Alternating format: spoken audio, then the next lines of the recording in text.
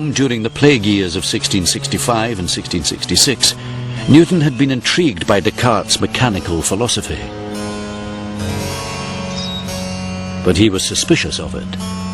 There was no role for God after the creation of the universe.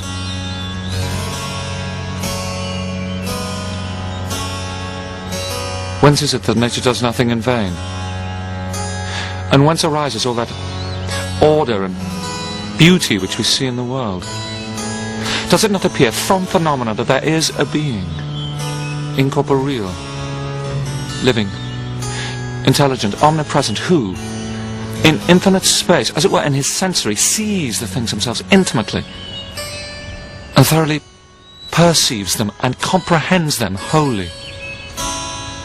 This virtual recluse drove himself to test Descartes' theory.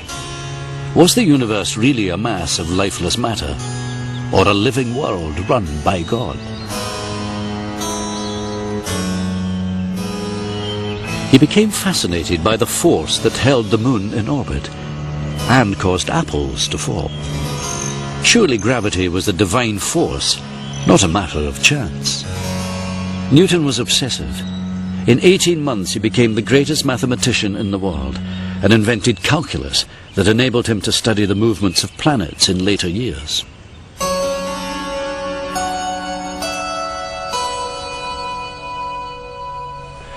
A feather or a black ribbon put between my eye and the setting sun makes great colours.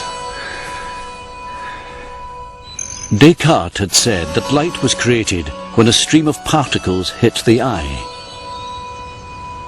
Newton investigated whether light and colour was created in the eye or by the brain, risking his eyesight time and again.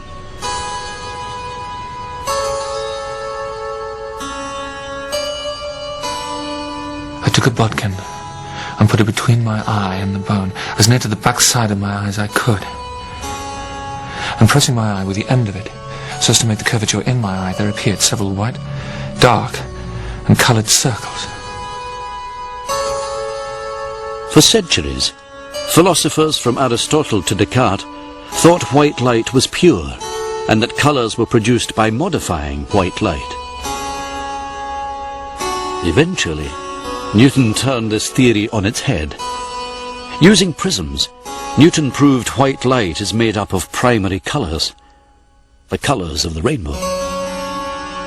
By the late 1660s, word of Newton's extraordinary scientific discoveries spread across Europe, but his religious inspiration was ignored. Newton himself wanted to design a universe in which God was absolutely present and absolutely powerful. There's an enormous irony there. In the 18th century, gangs of interpreters, most of them French, will take the God out of Newton's world, and we will be left with a clockwork universe. I mean, it's a very common image of what the Newtonian world was, that it was soulless, that it was mechanical, that it was a piece of clockwork, that it really wasn't theologically motivated at all. To this day, this purely mechanical picture of Newton's universe is still accepted worldwide.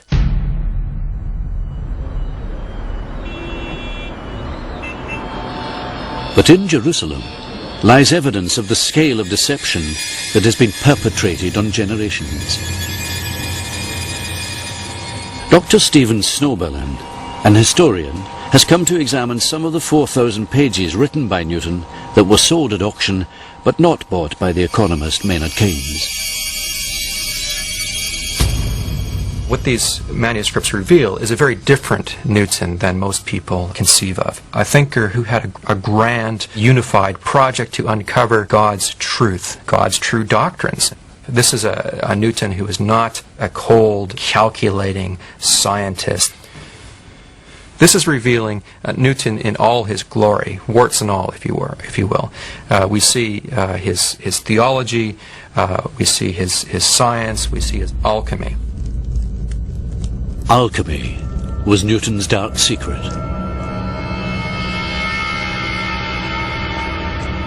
For 25 years, from about 1668, Newton devoted himself to this illegal and clandestine practice.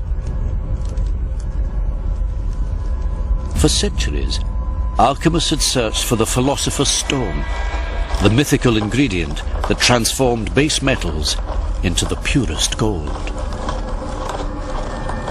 Many fraudsters claimed to possess it. In some instances, it was immensely profitable. You could milk Duke or Prince of a substantial amount of money, no question. But if you got caught, it was extremely dangerous. We know that one of the customary punishments for defrocked alchemists, as it were, was to be hanged on a gilded scaffold. And sometimes they were forced to wear suits of tinsel as they were hanged to make it a public spectacle.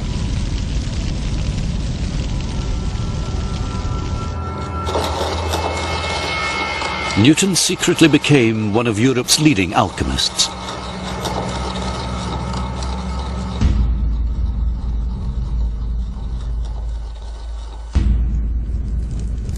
These rules in general should be observed. First, that the fire be quick.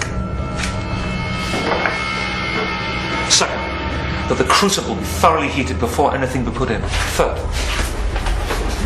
the metals be put in successively, according to their degree of fusibility: iron, copper, antimony, tin, lead. Fourth, that they stand some time after fusion before they be poured off according to the quantity of regulus they yield: iron, copper, tin, lead. Fifth,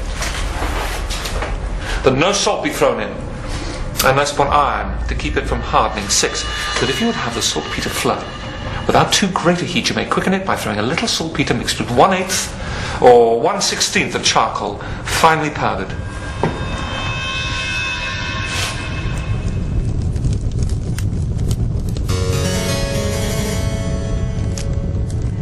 Why Newton took up the fraudulent practice of alchemy has baffled people for 300 years. He worked in strict secrecy. Even an assistant working with him did not know what Newton was seeing in the crucible.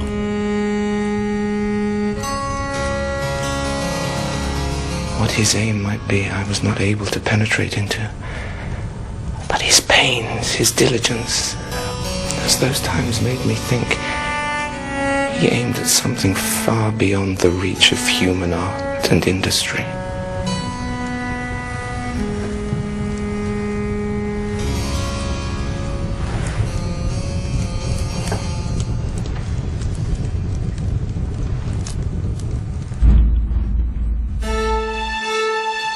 "250 years later, when the economist Maynard Keynes gazed on Newton's private manuscripts, he was appalled.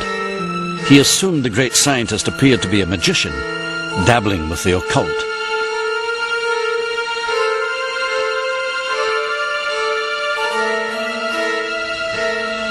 Today, researchers are still trying to penetrate Newton's alchemical mind.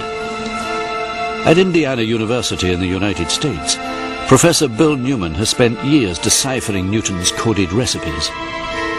He has redone experiments that Newton did 300 years ago. The task has been immense. Newton, like other alchemists, believed alchemical recipes were buried within ancient texts, from the Bible to Greek myths. In some instances, he interprets the myths in a very, very exact way so that they correspond to actual recipes that you can carry out in the laboratory. Professor Newman recreates a recipe that was derived from a myth found in the writings of the Roman poet Ovid.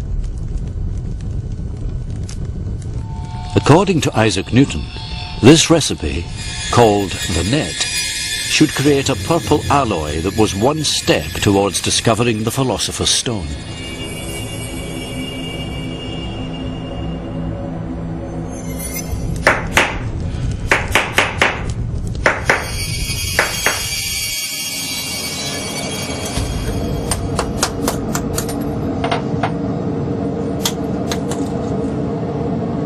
Behold, the net.